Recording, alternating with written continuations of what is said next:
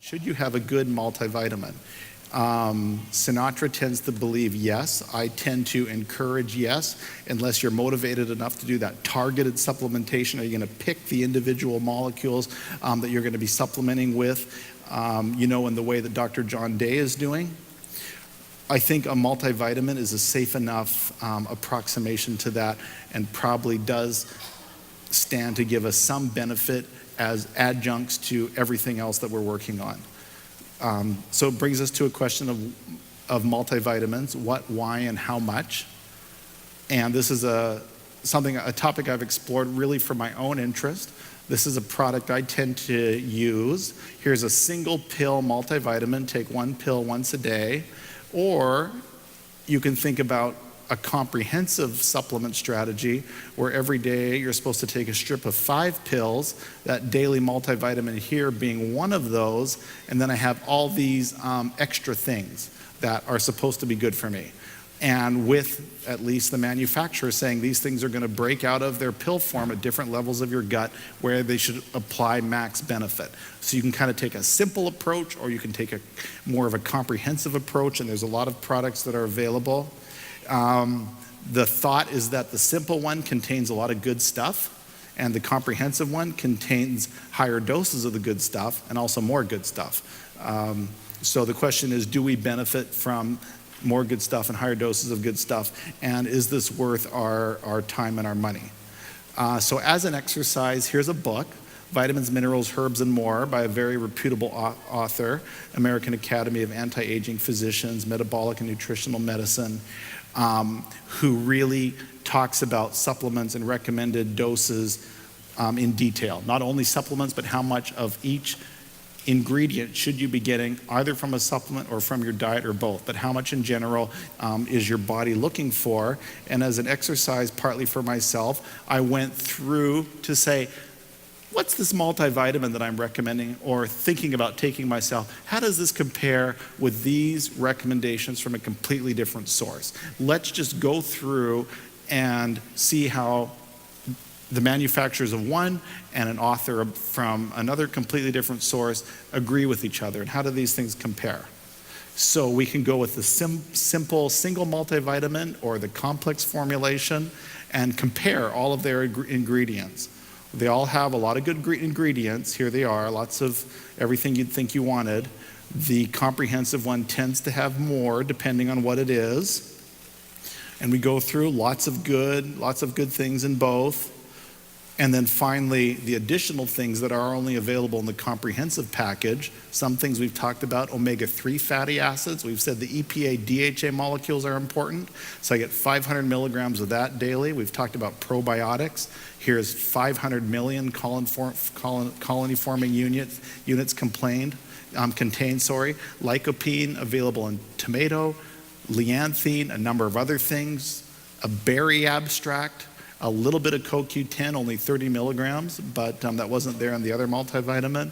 And then N-acetylcysteine, 50 milligrams, which is a very strong antioxidant. Good rationale for this stuff. You just wonder if you'll benefit. This is what we're hoping happens, that all the goodness in the fruits and vegetables that we need are somehow getting translated into the vitamins that we would like to supplement on or considering supplementing on.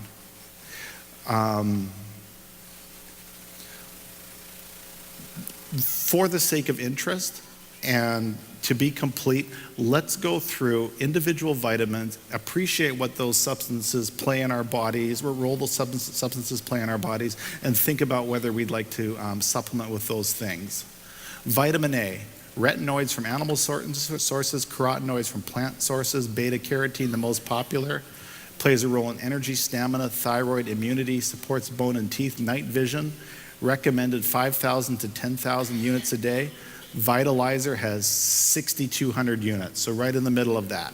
So right in the middle of what the other source is saying we should be getting from our diet or from our diets as well as supplements. So you find yourself landing right in the middle.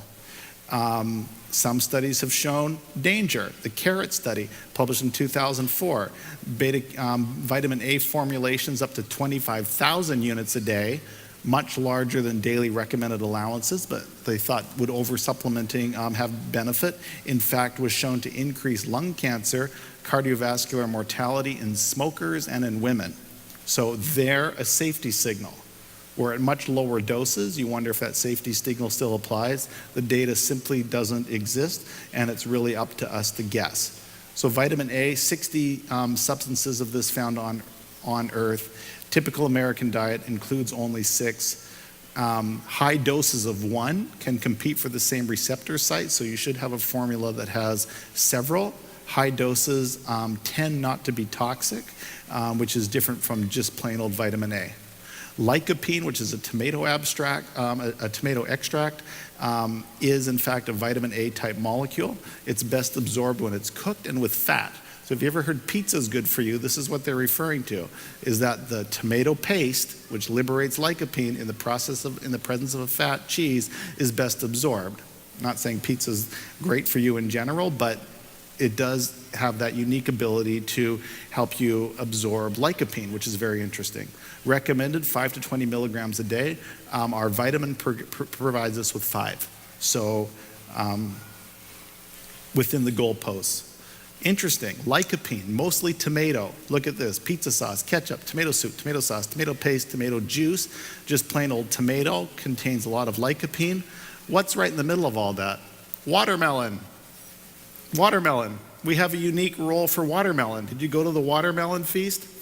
You should have gone to the watermelon feast. Why? You can go on purpose next time. You're going for lycopene. It's uniquely present in watermelon, surrounded by all the tomato products. Most benefit, prostate cancer, heart disease, skin health, anti-aging. Some evidence for breast cancer, ovarian cancer, osteoporosis. Good reason to include lycopene in your diet. Tomato paste and watermelon. We can think about marigold flower extracts. They're contained in the retina of your eye, helps absorb light, free radical production. Recommended is 6 to 12 milligrams daily of this particular substance. Our vitalizer striking on the low end of what would be recommended. Nice to know that it at least has it. An alpha carotene, another substance they're providing for us, is a vitamin A type substance. Has roles in energy, stamina, thyroid function, immunity. Vitalizer providing you with a very low dose. Daily recommended value is not provided for us. Vitamin C. There is no biosynthesis. This is only from foods or supplements. Vitamin C is fantastic in all the things it does for us. Connective tissue synthesis, bolstering your immune function, regenerating antioxidants. When your antioxidants are consumed, vitamin C replenishes them, gets them out on the battle line again. Improves your cholesterol profile. A vasodilator, nitric oxide, and tyrosine metabolism. Gives you your feel-good hormones like dopamine and L-dopa. Enters your cells with the same path as glucose. So it's competing for glucose with entry into your cell, and glucose tends to win, creating a vitamin C deficiency, and the recommendation is that diabetics in particular should supplement with vitamin C. We recommend 500 to 2,500 milligrams a day. It's water soluble, so you're not going to be able to overdose on this. Our vitamin is providing us with 500 milligrams, right on the lower edge of what's in fact recommended.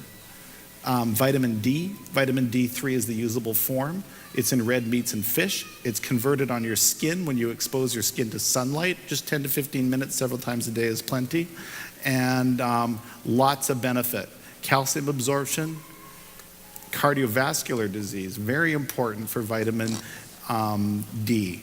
Diabetes, depression, migraine, some cancer, some anti-inflammatory. There was an abstract presented at the American Heart Association, and I spoke to the author. He's very convincing. 10,000 units per day in the setting of heart failure. Proven benefit, not yet in full publication, but in abstract form and coming to us. So I'm now recommending to my patients with severe heart failure that they use high-dose vitamin D as part of their regimens to turn that around. Daily recommended is less than 1,000. Our vitamin is giving us 1,200, so a nice dose coming from the multi. Vitamin E. What is vitamin E? Most importantly, it's a major antioxidant. So it is mopping up free radicals as they hit us, probably as much, if not more, than any other substance in your body. Recommended doses, 100 to 400 international units a day. Our vitamins striking right in the middle of that, and profoundly important. We can get this also from our plant sources. And look at this. What's high in vitamin E? It's sunflower seeds. You know, we have those on our salad bar at work, and you can sprinkle sunflower seeds on your salad as part of making up your salad, something I do deliberately, particularly and consciously, knowing that I'm bolstering vitamin E, and that has strong antioxidant function. Supplements of vitamin E have been disappointing, studies of supplements. So your natural foods, as much as you can get them from natural foods, that's always better. Supplements have been, some of the studies have been disappointing. It's present in my multivitamin.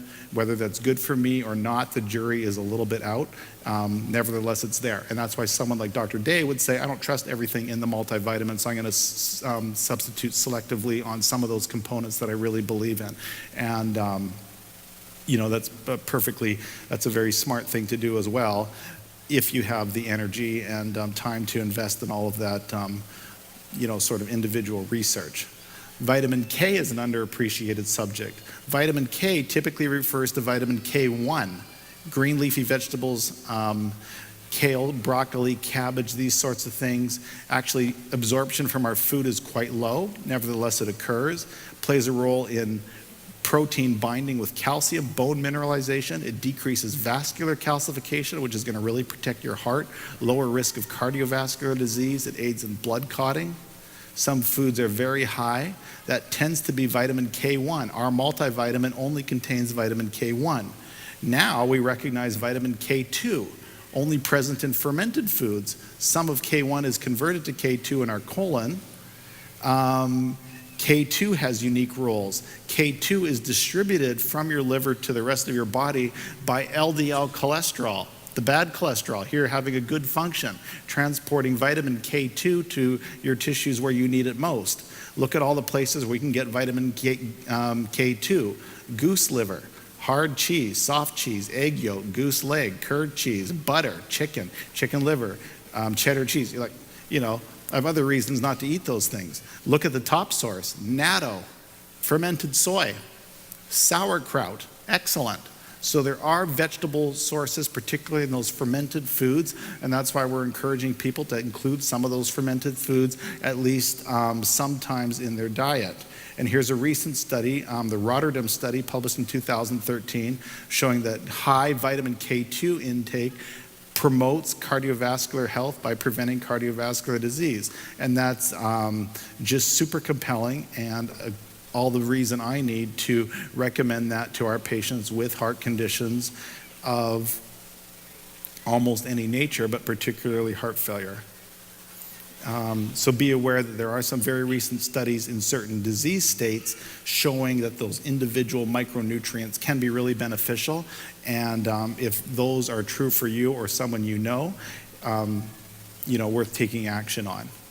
So what is natto? We talked about natto being high in vitamin K2. Natto is this Asian product of fermented soybeans. Stir it so it becomes stickier because that's more nutritious. They say it doesn't taste great, as this guy is probably indicating. It's available in supplement form. Consider supplementing, or certainly something I think that we should be seeking out in our diet and eating quite deliberately for the unique benefits that it can have for us. You know, the vitamin B family, we saw large doses of vitamin B in those 5-hour energy drinks. Makes you think that it's playing a role in cellular energy, and probably it is. Stabilizes brain chemistry. If you're irritable, you're having personality issues, insomnia, it can help. Liver detoxification of estrogen compounds. Heart health for vitamin B1. Healthy immune system, hair and skin. The vitamin B complex has really a large number of roles for us. Vitamin B1 thiamine will go quickly. Memory confusion, fatigue, irritability, weakness, heart energy in particular. Our recommended is 5 to 50 milligrams. Vitalizer on the low end of that, but we are getting a good amount in our multivitamin. Riboflavin, Very importantly, regenerates glutathione, our strongest antioxidant in our body. As soon as it's used up, the vitamin B2 is regenerating it so it can continue its neutralization of very dangerous free radicals. So let's appreciate its role.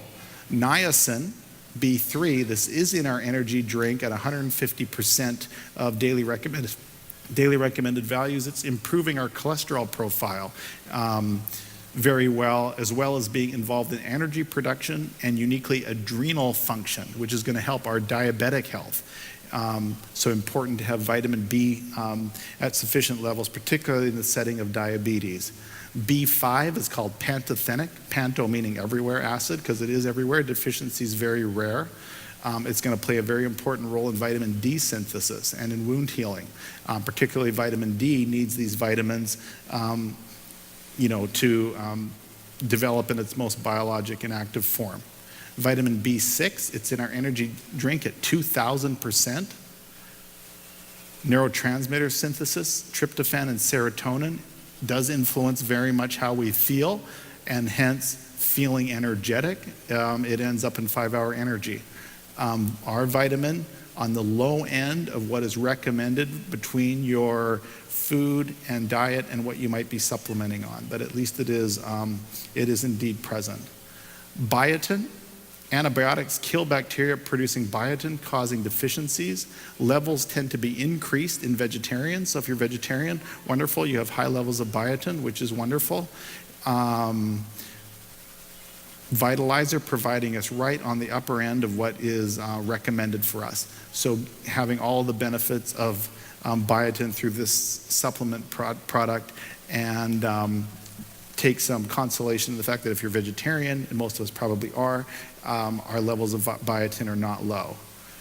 B9, this also shows up in our energy drink at 100% value. It is a major detoxifier of hormones and estrogens, and a lot of industrial compounds that end up in our bodies act like weak estrogen molecules and kind of screw up our hormonal milieu. And if we can detoxify from those, we are going to start to feel significantly better. Vitalizer, providing all of what is recommended on a daily basis. And vitamin B12, where does this come from? It comes from the gut microbes, not in you, but in cows and sheep. It goes to their muscles, and humans or animals eat the muscles. It's also in some dairy products. If you are a vegan, it's very important that you are supplementing with vitamin B12. Carnitine metabolism, or energy from fatty acids. Protein synthesis lowers homocysteine, which is a molecule that contributes significantly to cardiovascular disease and memory loss. In your energy drink, look at that, over 8,000 of your recommended allowance will give you a big whop of energy. So if you're a vegan and you're low energy, probably suspect that this is something that you should be adding to your diet in the form of supplementation. For you, this would be a very important targeted supplement. So we have other vitamin B molecules. I'm just going to skip along in the element of time. Other elements is micronutrients. How many elements is your body actually using to support its function? From a chemistry perspective, it's fascinating. Everything I've circled in red has a role in your body. So it seems like almost 50% of the periodic table is represented in what is in fact useful to you. We know calcium, max absorption, 500 milligrams at a time, important in bones and teeth. We do get it in our Vitalizer supplement product. You have to be very cautious about low quality supplements. There's a warning that low grade products may be contaminated with lead, mercury, arsenic, aluminum, cadmium. Heavy metals that are toxic to you have been known to show up in poor sources of supplemental calcium. So buyer beware, be very careful. I mean, it's almost impossible to know what's in anything, but that has shown to be a problem with calcium. Phosphorus, it's responsible for your match strike. Most American diets are not deficient, and partly because soft drinks tend to contain a lot of phosphorus, and that becomes your supplement source. The Vitalizer does provide you with a low level of phosphorus as supplementation. Important for your bones and teeth, repair of body tissue, lipid metabolism, energy production. It's playing an important role. You probably aren't deficient. Iodine, thyroid hormone function, very important. 2/3 of your iodine is stored in your thyroid. It's added to table salt to prevent deficiency. Sea salt is not rich in iodine, so you're not getting it.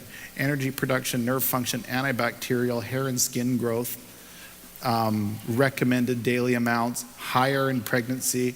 Vitalizer providing you exactly what other sources say is recommended, has this volatility, and we actually use iodine as an antibacterial in hospitals. You can do a surgical prep using iodine solutions to completely eradicate everything on the skin so that you're safe to perform surgery. So understanding that it has an antibacterial function in your body is hardly surprising when you have that perspective.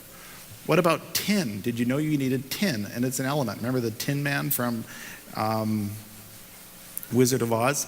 So iodine maintains thyroid gland in the way that tin supports your adrenal glands.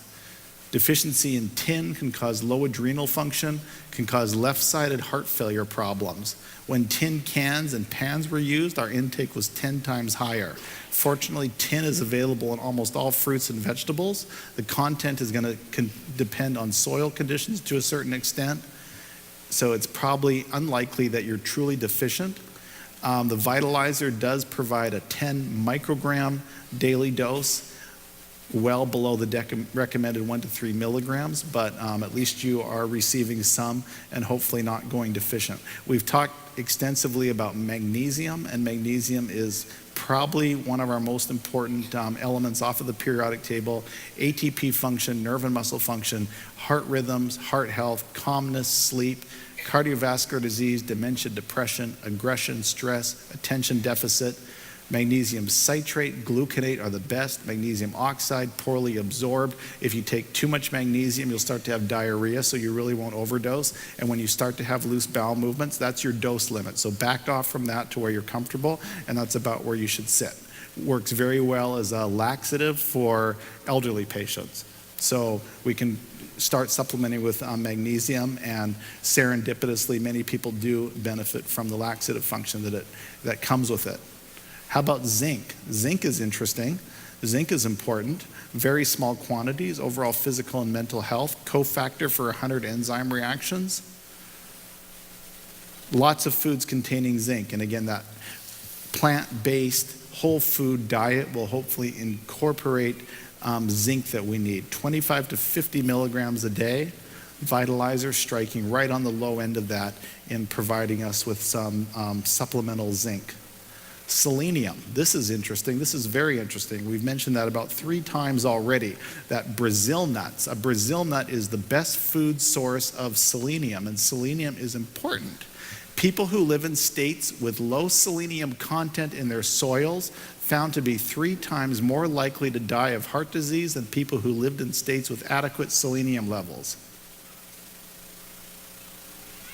Well, we don't live in any of the states, so maybe we're okay. But selenium is something you have to think about. If you have as your nut source, encourage everybody to have a nut source in their diet, collection of mixed nuts that includes Brazil nuts. So when you're reaching in there, grabbing your handful, at least every couple of days, you're grabbing a Brazil nut, you're in good shape. And it is just exceedingly important. Cancer, DNA repair, recycling vitamin E as an antioxidant, reducing heavy metal toxicity. We talked about how we may be toxic from heavy metals that we've accumulated over the course of our lives, and now later in life, as our bones start to demineralize, releasing heavy metals into our circulation, we're experiencing the toxicity, including selenium or a Brazil nut in your diet can be part of your solution to reducing that heavy metal toxicity later in life. We'll talk about copper, necessary for heart health. I'm going to move along in the interest of time. Manganese, Americans eat enough, they don't need to supplement. Be aware that it's very important for vitamin B and C utilization and adrenal health, the health of your adrenal glands. Vitalizer coming in with the lower end of your daily recommended intake of manganese. Chromium improves your blood sugar, improves your cholesterol profile for the retention of calcium, lowers excess cortisol, which is your stress and aging hormone.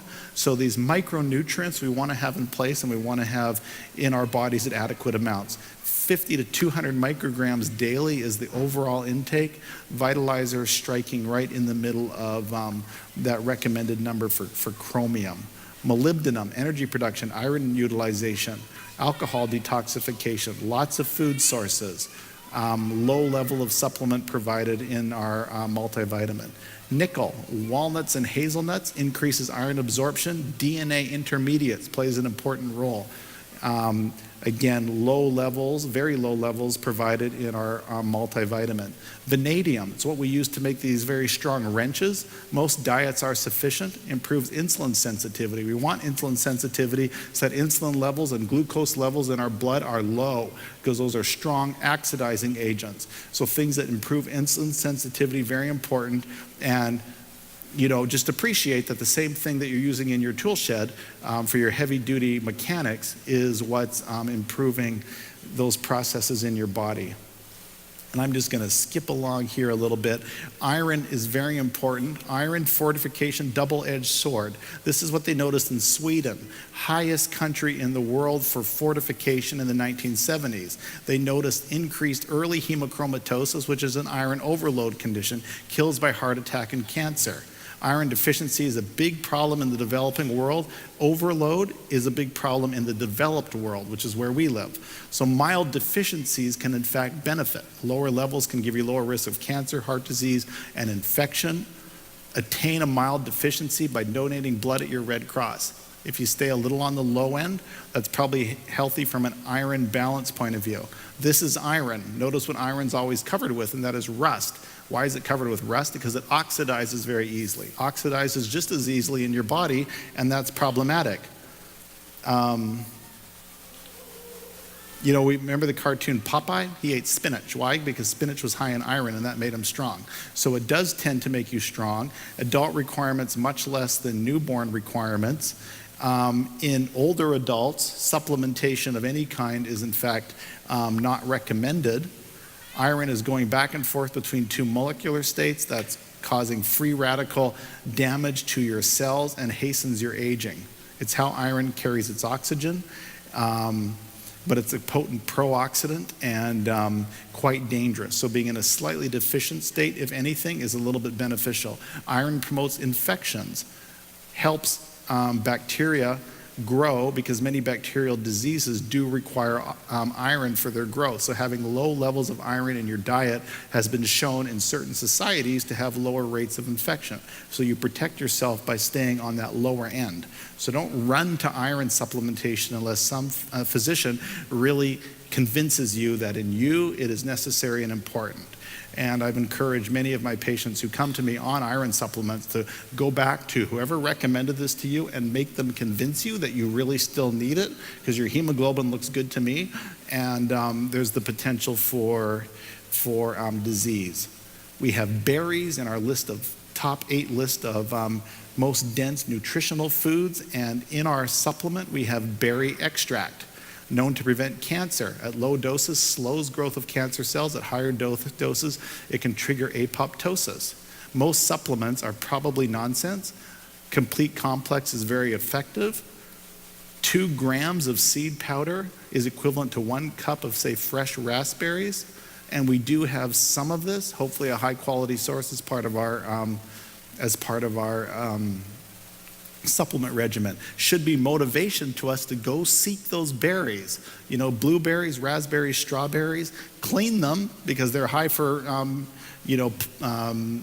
pesticides potentially, so you gotta be very careful, but those have the substances that you need to support very important elements in your health, particularly protecting yourself from the possibility of cancer. We talked a lot about coenzyme Q10, so I'm not going to go on much longer here. The Vitalizer contains a very small amount. We talked about doses on the order of 100 to 600 in heart failure to 1,200 in Parkinson's. So when I tell patients they need coenzyme Q10 and they tell me it's part of their multivitamin, I'll say, here's my list of what I think you should take. go and compare it to your multivitamin and make sure the dose of coenzyme Q10 matches. And if yours is too low, you need to supplement for the difference. So a lot of multivitamins will contain a little bit, but not nearly what is necessary in some clinical conditions. N-acetylcysteine, this is interesting. It's an exceedingly powerful antioxidant, and it's what we all know from medical school that we use to treat Tylenol overdose in the emergency room. So this is something that we're reaching for when that person comes in who's overdosed on Tylenol. And the reason is that it replenishes glutathione, which we recognize to be that super strong antioxidant that's produced endogenously in our patients or in ourselves. If we're taking someone to the cath lab for a heart cath and we're concerned that the dye load might impact on their kidney function, we'll give them 600 milligrams twice daily for the day before and for 2 days after. So that strong antioxidant can help protect kidney function. Interesting that we've chosen to do that for those very short doses. The vitalizer, so 600 twice daily, being that acute dose for a very serious condition, 50 milligrams a day sounds really nice as something to be taking regularly. So we're certainly trusting the value and potency of supplements in the hospital setting. Really stands to reason that small doses in the outpatient setting have reason to be beneficial. And acetylcysteine, again, other recognized function, chelating heavy metals. And again, we've talked about those heavy metals building up in our bodies. We've mentioned selenium and the Brazil nut, helping to chelate those heavy metals, bind them, take them out of our system. N-acetylcysteine as a supplement with the potential to do the same thing. At least that's the understanding. And we only hope that it's true. We've talked a lot about fish oil supplements and a host of positive things attributed to fish oil. EPA, DHA being the valuable molecules, it is a bit of a hot topic in controversy because most clinical trials involving fish oil have found no evidence that it reduces heart attack or stroke. And these are very recent publications. 24 rigorous studies from 2005 to 2012, only 2 showed benefit. 10% of Americans take fish oil regularly anyway, believing it has benefit. So lots of people are taking this in good faith. Most studies, we have to acknowledge, have not shown benefit. And here we go back to John Day. The Magna trial came out in 2015, this year. He says, he tweets, "I was beginning to lose faith in fish oil to prevent heart disease until this study came along." So this year, some interest resurges, and here we have very nice improvements in lipid profiles in the setting of fish oil supplementation with a reduction in inflammatory markers. The comment is we can't necessarily correlate these benefits to reduction in heart attack, stroke, and death, which is of course what we're really concerned about.